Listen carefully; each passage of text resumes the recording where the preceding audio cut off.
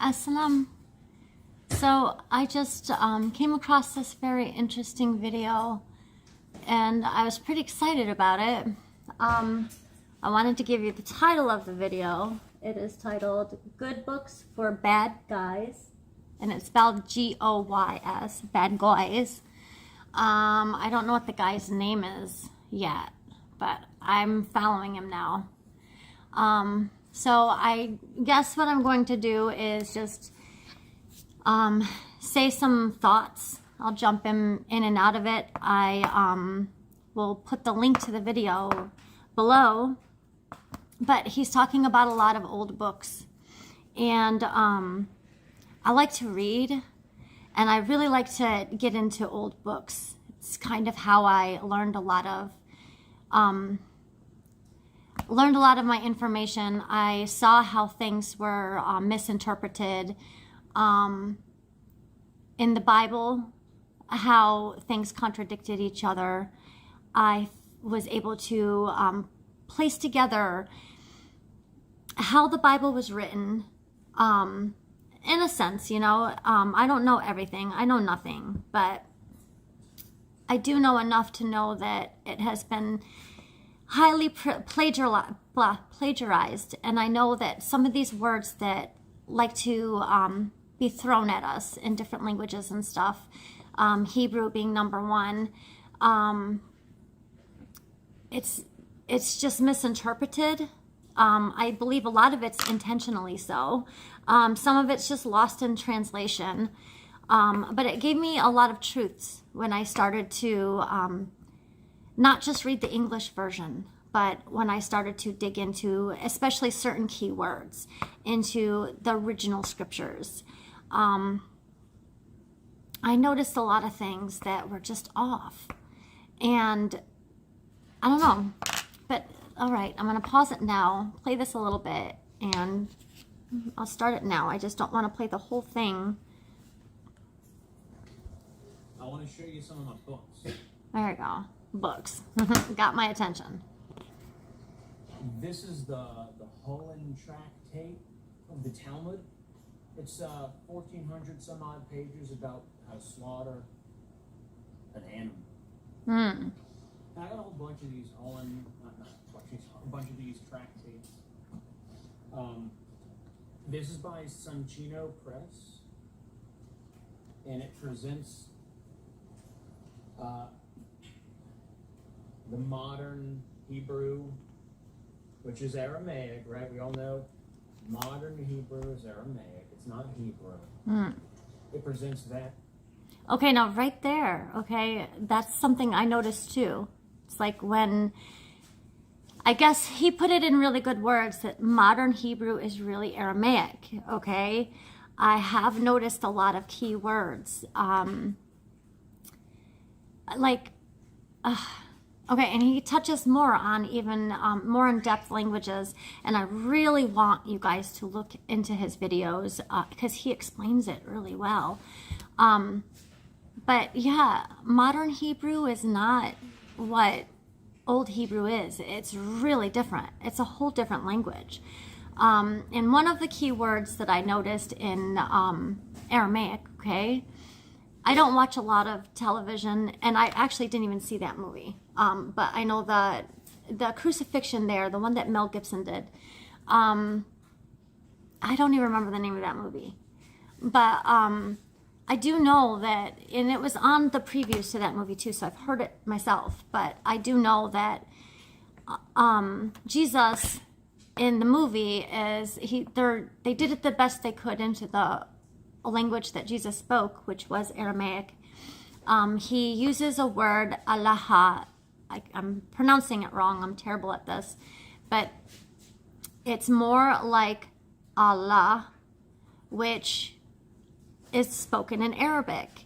Now, to clarify, and the reason why I'm stressing on this right here is because a lot of the pushback I get from people in here in the West is, well, Allah is not God. They think that it's a completely different deity, but the term Allah, my son was actually kicked out of a Christian school because of this, and which is wrong, you know. It's terrible to think, you know, how it's just Muslims, you know, it's like in this free country, freedom of religion, Muslims are not accepted, you know. It's really hypocrisy. And it's taught here that the Muslims are the ones that are intolerant, but I'm finding it just the opposite. Everywhere I go, it's a Christian country, so a majority Christian country. It's actually a majority atheist, but they like to run on Christianity, and I know that a lot of what they show here in the light of Christianity isn't even what Christianity is about. A lot of this sexualization. I know that there's there's a fans only girl. I guess there's a few of them, but I heard the story about one in particular. She's running on the basis that she's a Christian. You know, I love Jesus, but her content is very unchristian like. And that is something that shouldn't be tied into Christianity. And it should be highly offensive to all those, you know, who understand, because it makes Christianity look like it's a hypocrisy, or I'm sorry, like it's full of hypocrisies, you know. And I think if you get to the root of Christianity, which most people here in the West do not want to see, do not want to hear, there's a lot of hypocrisy in it. I'm sorry, there's not as much hypocrisy in it. If you get to the root of Christianity, it's the worship of the one true God. I have a copy of the Nazarene Gospel. I was kind of hoping this guy was talking about it. I'm going to have to look at more of his videos to see if he read that too. Because Jesus is not God. This was taught in churches, and it was done. Okay, the Trinity was formed, and I'm not very good at giving this information out. I really like other people to do this. But if you come across these videos, you see an American soldier, I used to be Christian. I hope that it can open your eyes to some misinformation and mistruths.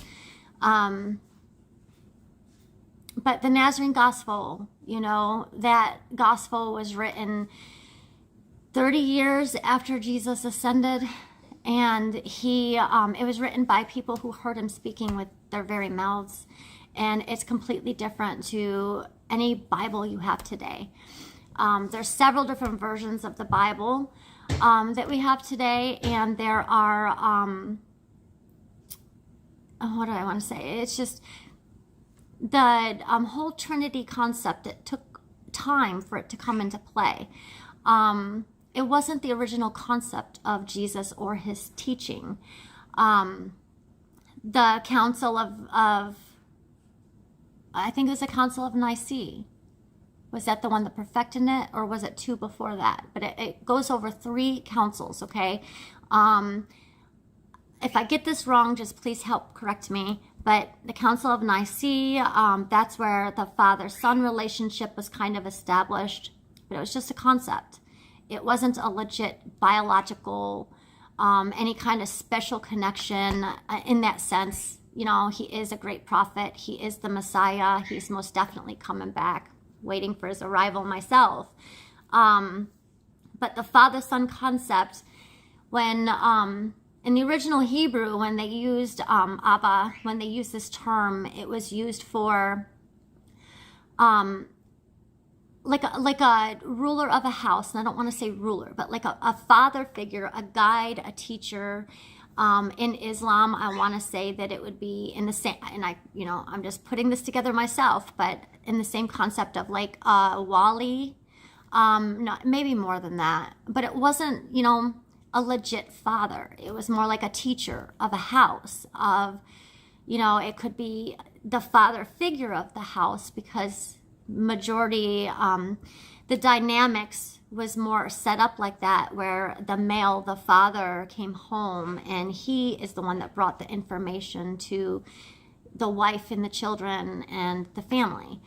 So Abba was used in that sense. One of the things I noticed though from that movie, going back there, and we'll get back to the word Allah, because my son was kicked out. He was 8 years old at that time. He's just a little boy, you know. I'm just trying to teach him to love God, to put his focus in God and not be worried about the worldly events going on, and how to accept everybody, but wherever we go, we're not accepted.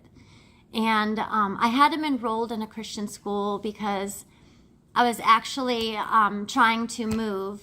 It didn't happen, but my son lost his place in the Islamic school. I really loved that school, but I thought it was better than a public school, so I put him in a Christian school, thinking that, you know, he would be okay. At least he would be close to God. You know, I wish that people would understand that it's the same God. Same stories, you know, same concept if you really get down to it, you know. Like I said, today's idea of Jesus being God, today's idea of the whole Trinity, that is just a concept that was put in. You can't find that text in the Bible. It's just not there. And these teachings in the church, it has gotten so, over time, so twisted that this is what's taught as Christianity, even though the bottom root of Christianity, that's not what Christianity is about. But, so I really found this guy's, his video very interesting. And my point with the word Allah is, Allah, it's just a word. It simply means the God. It's very singular. It's not plural at all, where the English word God, it's vague. That's where you get like gods and goddesses. It doesn't necessarily mean the God. It just means deity.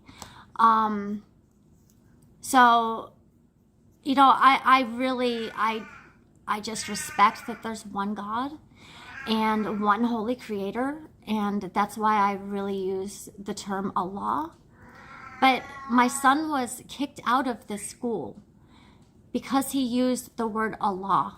And I tried to explain to this school, this Christian school, that the word Allah was no different than and it was a majority Spanish school. It's no different than when a child says, Dios, Dios, you know? It's just a language. But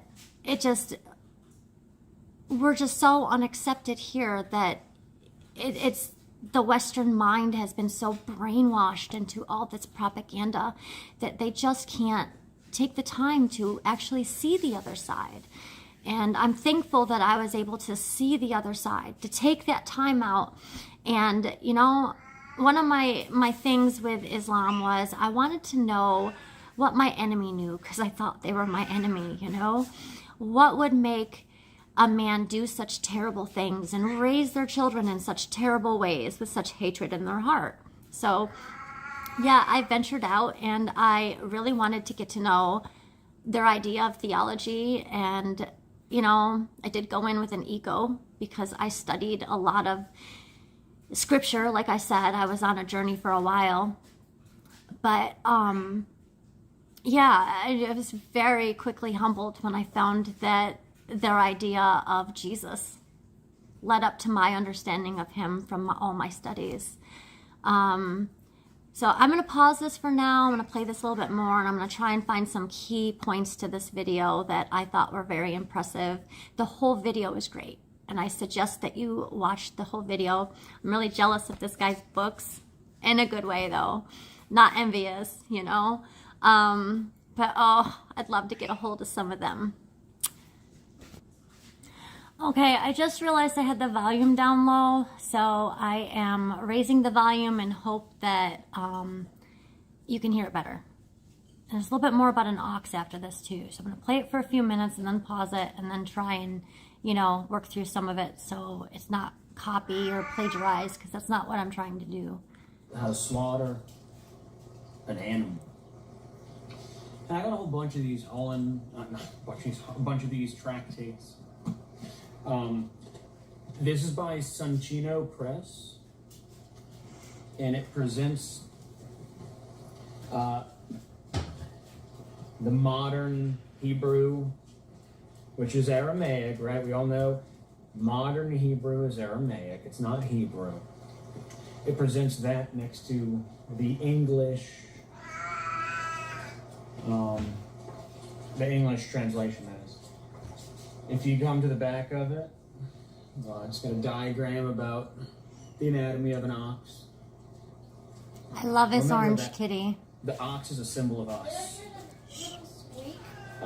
So the letter Aleph, which is originally called L, it's a symbol of us because we wear God's yoke. We all wear his yoke. We are to take on his yoke and plow the earth. And the earth is all the people. Right? Plow the seed of truth, of logic, of truth. Okay, this was logic, interesting. I had to.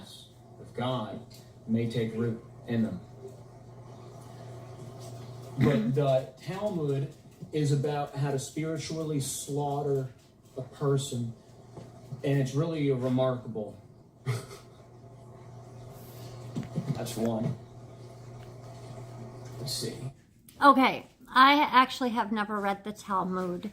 I read the Tanakh, and I'd like to get a hold of the Talmud, but I want an older version because I know there's more truth into this, and I really like how this guy digs into older books because you're not going to find too many truths, too many answers in the modern books today. They've been changed, except for the Quran.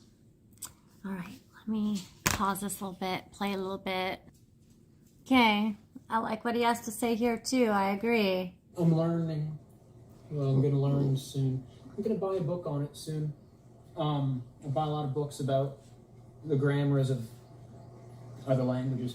Learning another language is as simple as learn the alphabet, learn the grammar. There you go. And then you need to find out what the words are. But anyway. Okay, now I only know English.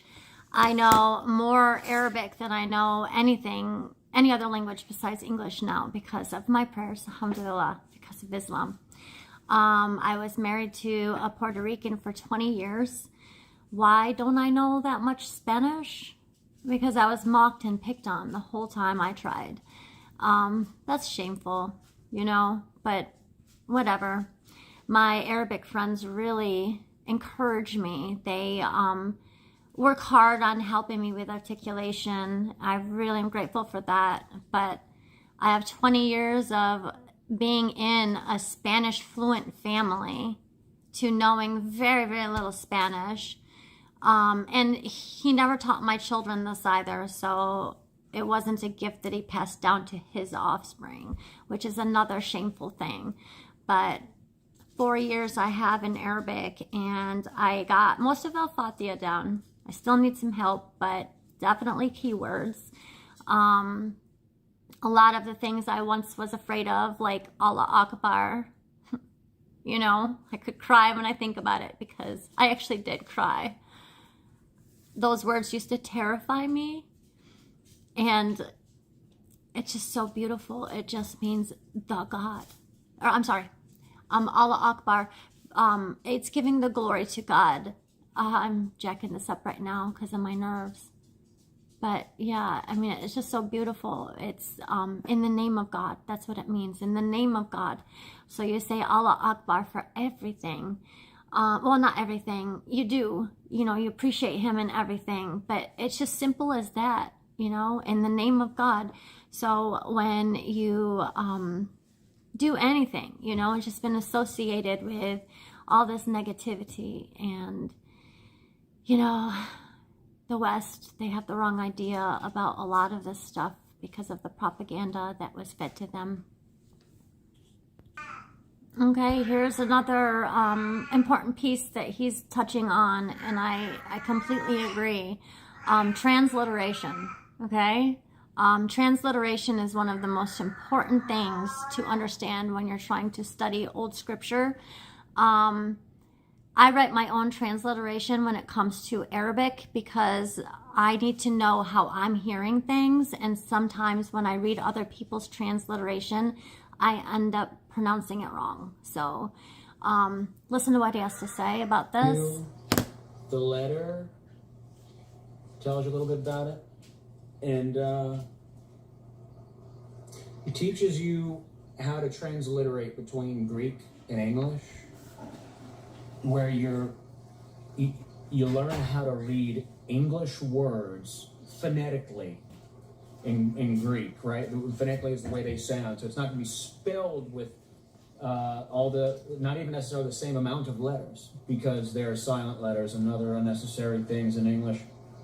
But anyway, he transliterates Greek, ancient Greek to English, and so far I've been enjoying it. Other than the alphabet, the biggest takeaway is that at the beginning of a word in Greek, if there's an apostrophe, that represents the H, which is equivalent to the Hebrew hey, which is the mind, the spirit. You see the H, and it's a little thing. It's hardly there. Okay, I'm going to pause it. Everything. It gives life to everything. Oh, that was a good one. Really nice, sturdy book. History of the Jews in the United States. Let me go back here.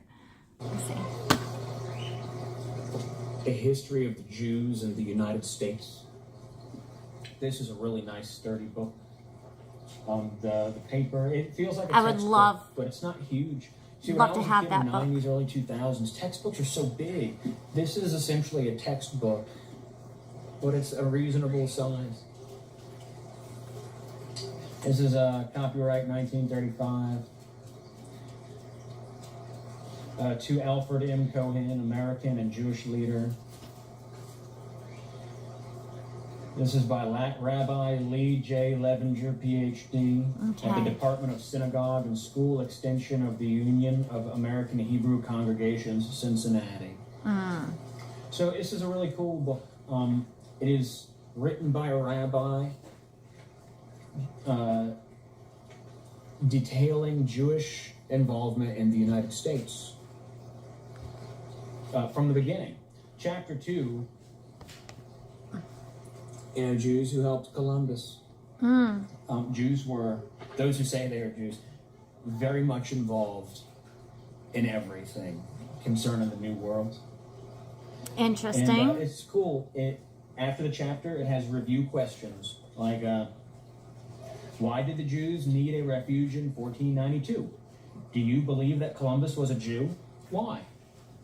Was it right for the Marranos to pretend to be Christians? Was there any excuse for them?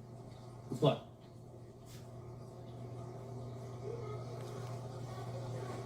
Okay, I'm gonna have to pause it there. Yeah, definitely a book I'd like to get my hands on. So there's a lot of history in this Western, ideal, this Western world, this Western mindset. It goes back quite a number of years here, but it's not the beginning, Things definitely took a turn for a terrible, terrible, setup, what we're in today in this world where now my YouTube is filling up with, scare tactics, the bird flu, and it's like flu-like symptoms. What's a flu-like symptoms? Wouldn't that be a flu, Just relabeling and rebranding things. But it all starts, in this country way back to Christopher Columbus and his involvement with the Jews. Now, he also touches on another good point, because I hate using that word Jew, because it's not really the Jews. It's not really the Jewish people. This is the big Z word, the agenda, and it goes back quite far. Even where Jewish today, the idea of Judaism, it's all confused. Yeah, and it's like you even have in the Jewish communities, you have the Orthodox Jews who's, you know, the majority of them, they see things for what it is, and they say, you know, hey, our books do not teach us this. Our books do not say this, you know. You'd have to find some of them too, some of the Jews who stand against disease, you know, and they don't want to be associated with them. And I apologize for doing this. My entry is acting up, you know. Alhamdulillah. But yeah, that's why I'm kind of doing this weird little shoulder thing. Let me pause it here and continue to find some key points. What Jew helped Columbus most? Why? This is important. Why are we interested in the part played by Louis de Tour in the first voyage of Columbus? That's a good one. Yeah, I'm definitely getting that book. Revelations 3:9. See, I'll just read a little bit from it. That's what he's talking about.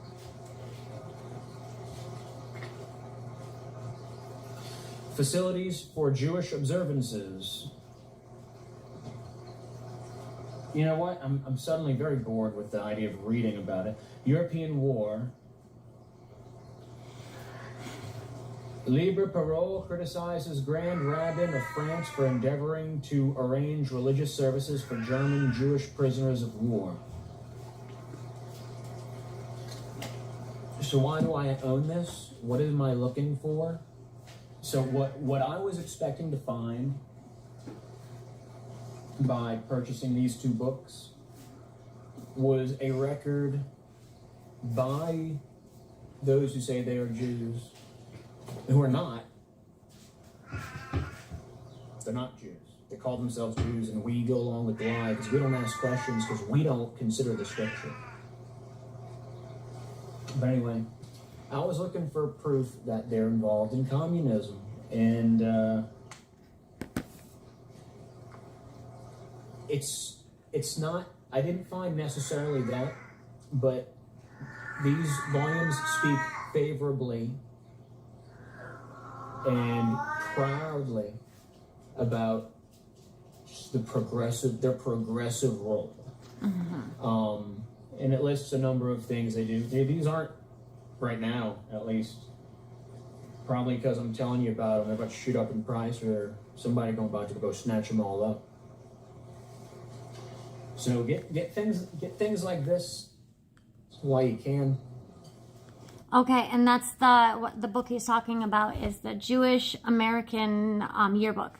Okay, I'll put a link to his video. You really gotta click into his video. The danger of war with its havoc of life. The danger of ocean when storms are rife. The danger of jungles where wild beasts hide. The danger that lies in the mountainside. Why, what are they all but mere child's play, or the idle sport of a summer day, beside those battles that stir and vex the world forever of sex with sex? The warrior returns from the captured fort. The mariner sails to a peaceful port. The wild beast quails neath the strong man's eye. The avalanche passes the traveler by. But who can rescue from passion's pyre the hearts that were offered to feed its fire? Ah, he who emerges from that fierce flame is scarred with sorrow or blackened with shame. Battle and billow, or beast of prey, they only threaten the mortal clay. The soul unfettered can take no wing, but the danger of love is another thing. Once under the tyrant passion's control, he crushes the body and heart and soul. An hour of rapture, an age of despair. Ah, these are the trophies of love's warfare. Okay, people just assume that I love poetry because I do really like to read. I'm really not into poetry. I like textbooks. Not really textbooks. I like books that I can learn from, though. Yeah, there's some great poetry out there, but I don't like fluff, okay? That's a good way to put it. I don't like fluff. I like things to be straight to the point and very clear. I recently have been turned on to Rumi. I'm really having fun with that. There's some poetry that I get into, but he's reading a poetry book right now. He's reading a poem, and this is the kind of poetry that I would get into. You can clearly see, I'll just play it. It's just the way things are happening. You know, you can, in the spiritual sense is what I'm trying to say, is it's not as supernatural as what you're, you know, thinking. It's more natural than what you can ever imagine.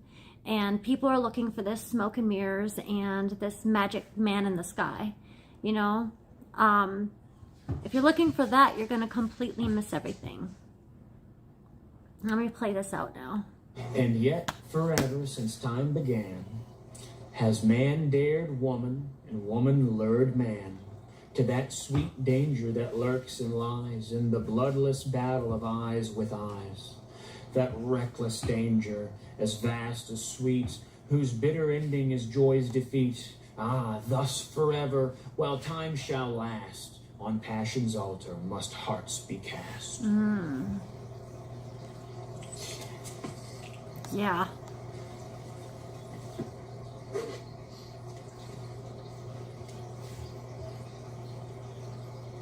This is the history of Jews in Frankfurt. Okay. I bought this one, by the way. Like, Okay. this is another. I think he might touch on this, but what he's talking about here is the whole spiritual play. Trying to convince man to give up their free will. We do have a choice. This is what sets us aside from the rest of the animal kingdom. It's not a physical, makes us in the image of Allah. It's not a physical image like a humanoid head, arms, legs. It's not Jesus. What makes us in the likeness of Allah is our intellect and our ability to think for ourselves. And this is something that has been at attack since the garden, you know?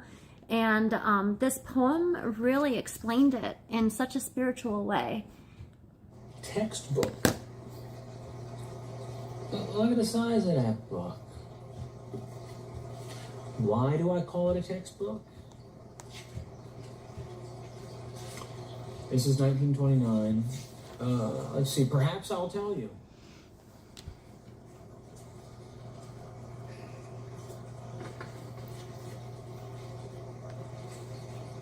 This is translated from the German manuscript. Okay, maybe this one's not a textbook. Chapter 1, earliest times to the second massacre. What's up with all the Jew stuff, Julian? Look, I've been around, brothers and sisters.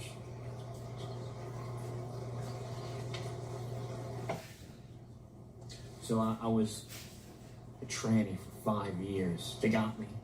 Oh, wow. And it was misery.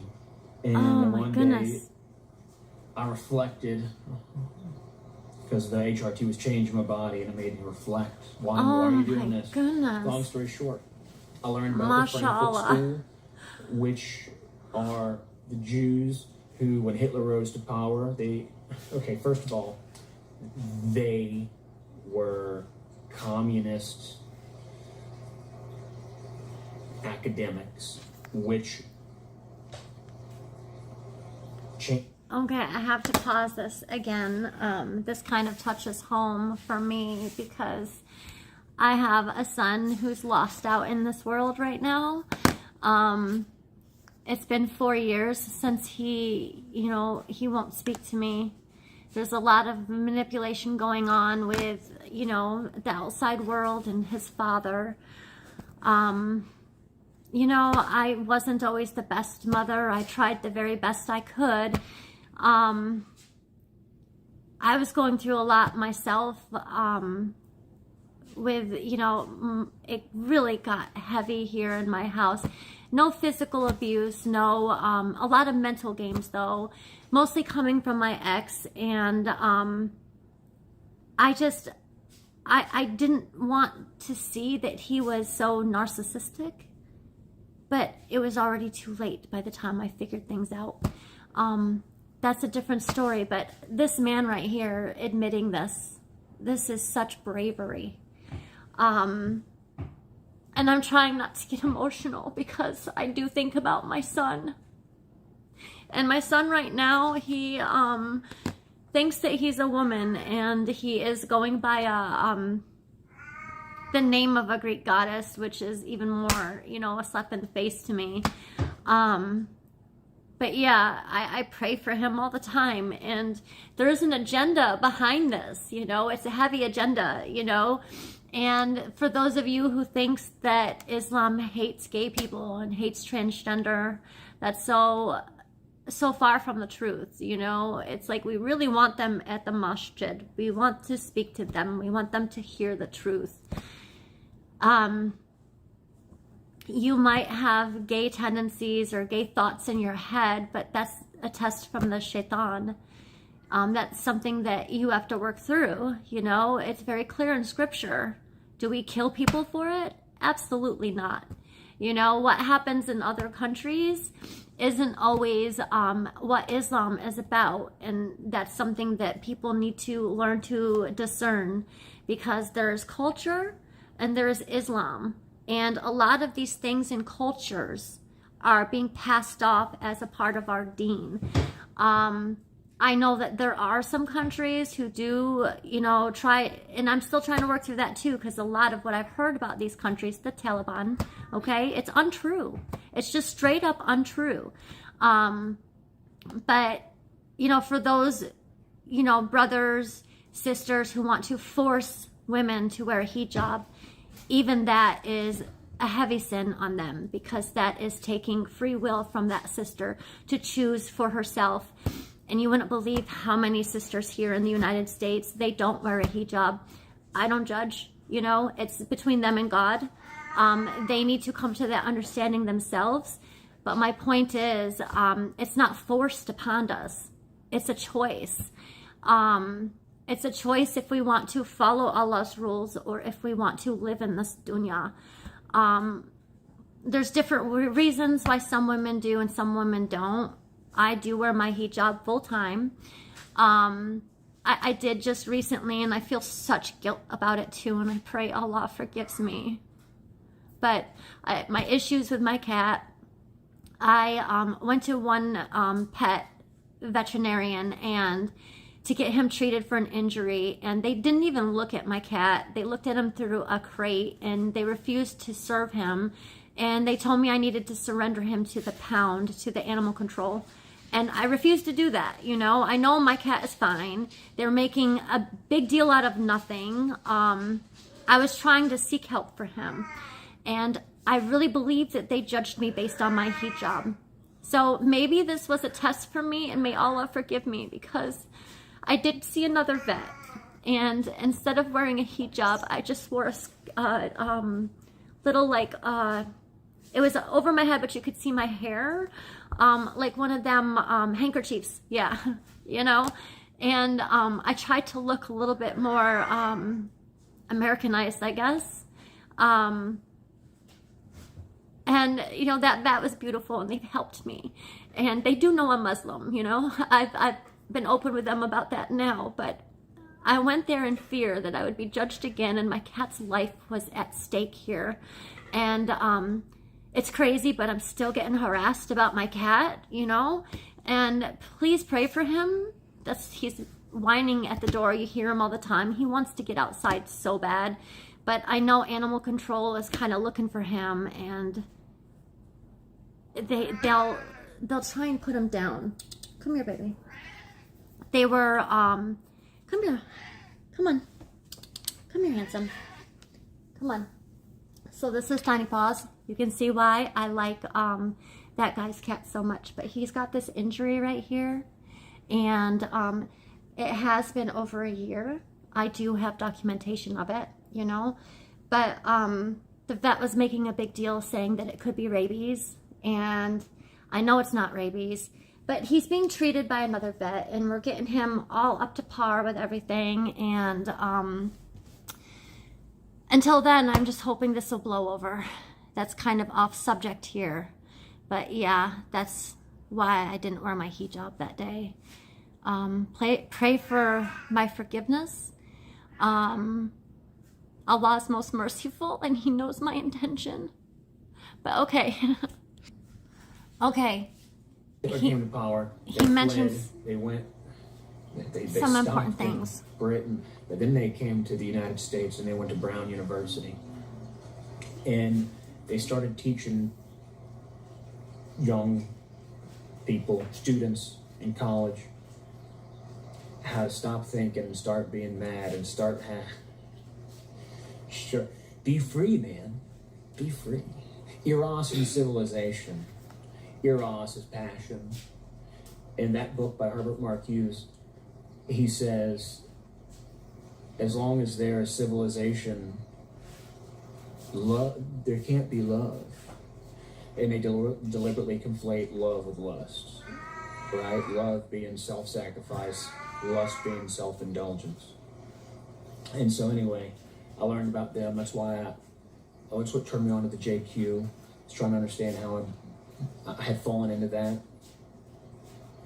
Then I was a Nazi for 5 years, and I collected a lot of information, a lot of things, a lot of resources, really good ones.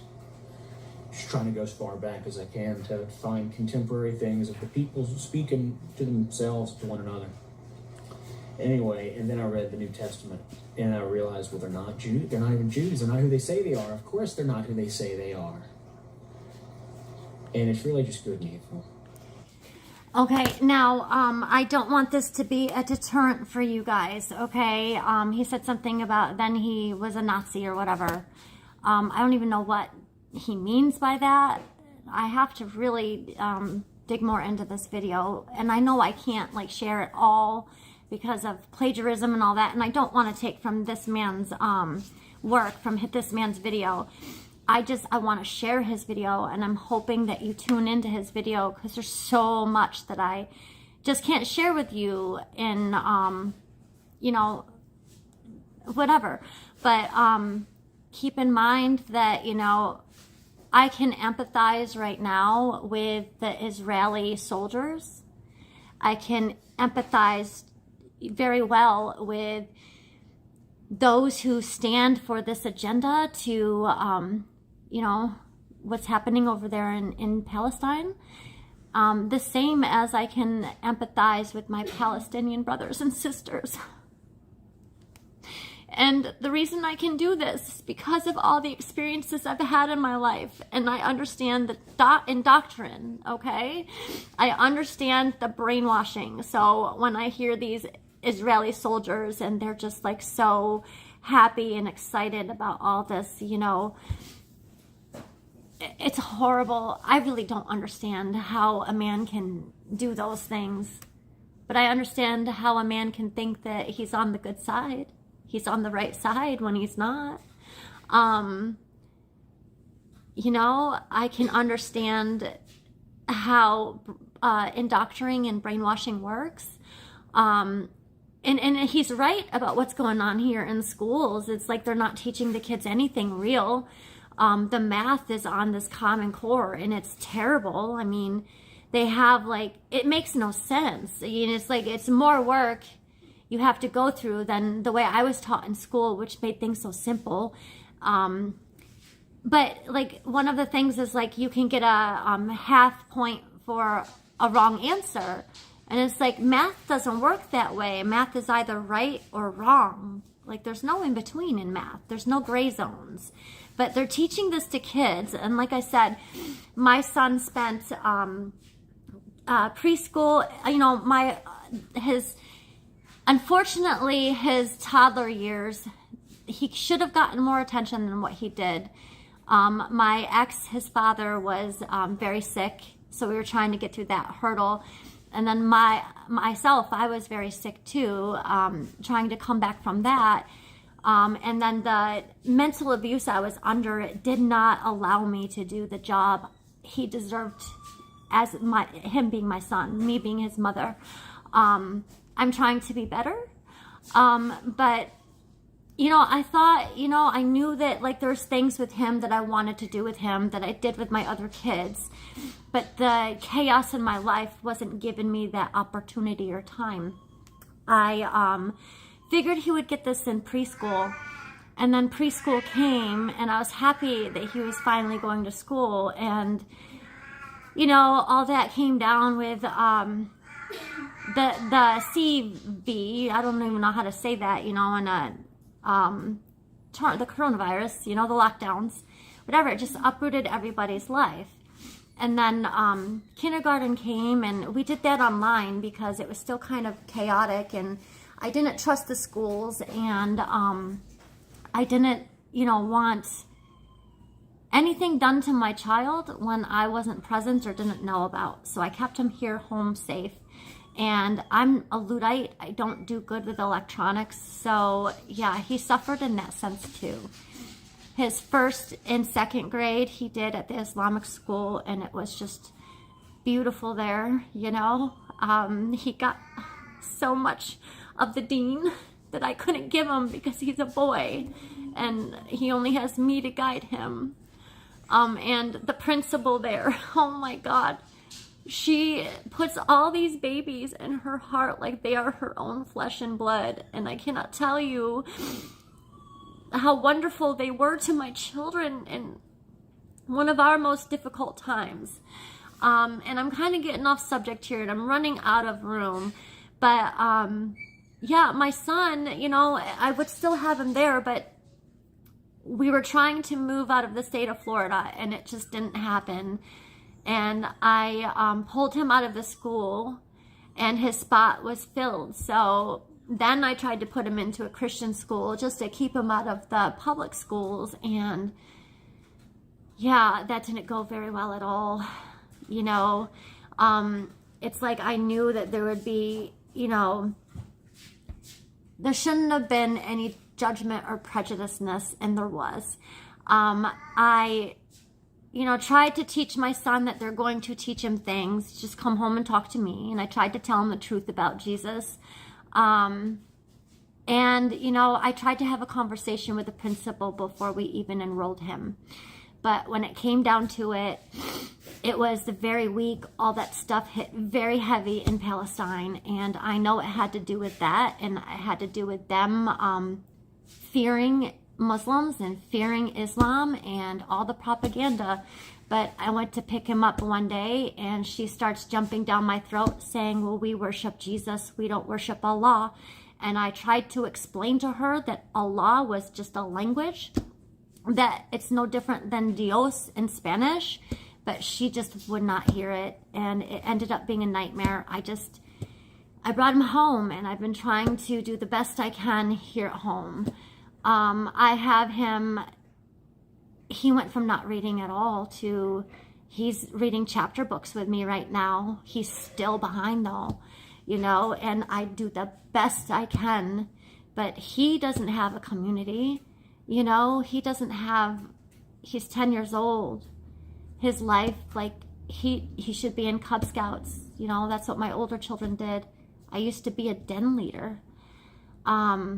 He should be in baseball. Like he should have a circle of friends. Like we used to have the masjid, but we don't even have that anymore. The masjid was his friends, and I sit at home. I watch khutbahs online. I just don't have much of an option.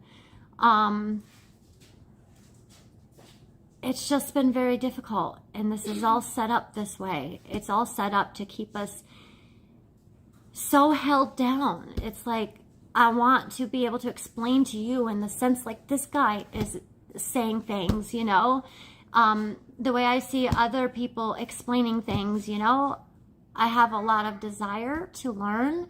Rabbi Zidni Ilma, it's my favorite prayer. I love Moses too, though.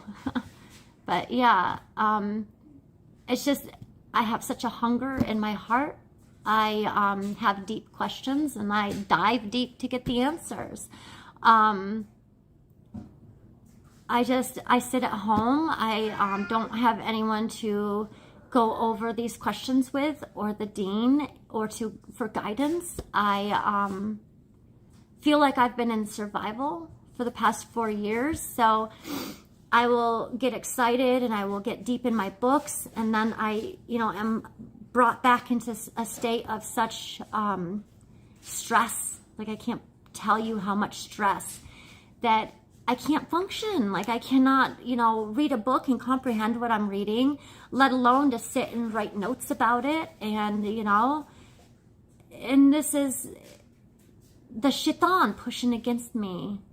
This is the spiritual manifesting in the natural, and it's what I'm trying to say.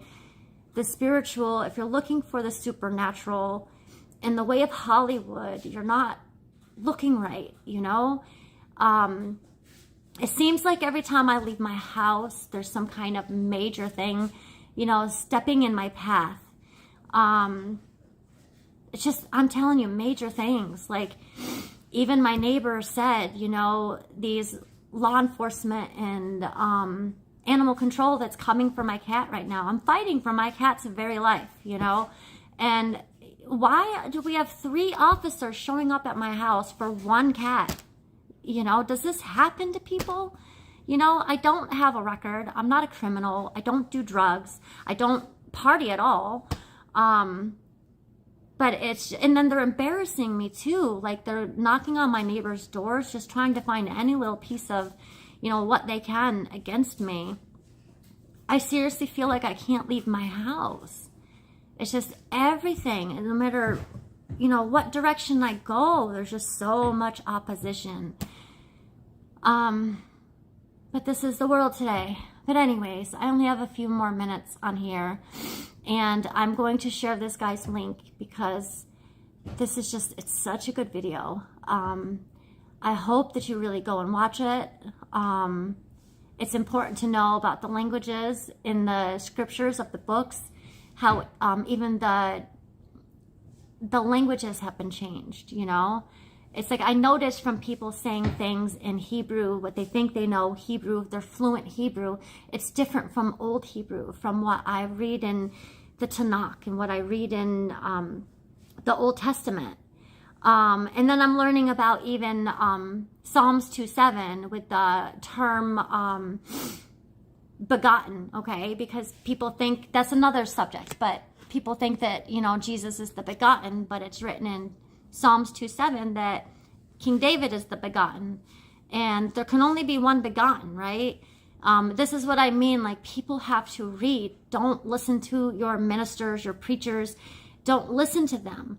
Go home, take your book, and read it. Read it for yourself, and then pay attention to the books they're not touching in churches. How many churches do you hear ever talking about Revelations? I don't really hear too many of that discussed in a Sunday sermon. These are things that we have to prepare for. Everyone's looking for the mark of the beast, If you look deep into that word, and I'm going to say it wrong, it's charigma. I know I'm saying it wrong. It's in Greek. It's a Greek word. And it actually translates to an imperial stamp. There's different words they could have used for mark. But it's not a vaccine. Okay, don't get the vaccine, but it's not a vaccine. That's not the mark of the beast. The mark of the beast is an empire. That's what it means. It's an empire. And this is why we have to learn this stuff, because the supernatural is more natural than what you can imagine. And all this spiritual stuff is unfolding right in front of our very eyes. So I'll leave you with this. And all I want to say is, please watch this video. Let me go back. I've got a couple more minutes before it cuts out. It's good. Really good ones. Hold on. Good Joe Jocks. Good books for bad guys. And I know I'm saying that wrong. He kind of misspells it, and I think he did it deliberately. But I'll try and put the link in here, and I really highly suggest that you go and watch his videos. But in the meantime, stop hating each other, shine love and light, and just do better. Assalam.